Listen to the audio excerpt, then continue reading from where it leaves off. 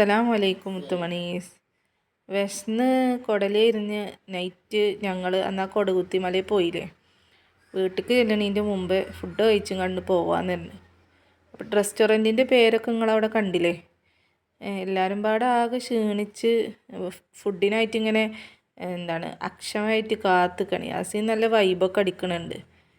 സംഭവം ഇത് ഓർഡർ ആക്കിയിട്ടും വിരിഞ്ഞ് കാണാനില്ല.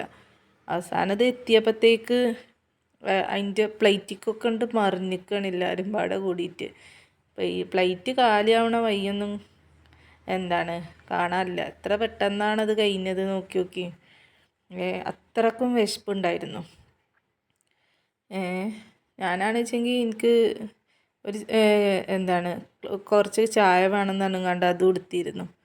അവസാനം അതൊക്കെ കഴിഞ്ഞ് ഞങ്ങളവിടുന്ന് ഇറങ്ങിപ്പോരുകയാണ്. അല്ലാ, വന്നതും പോയതും ഒന്നും അറിയില്ല.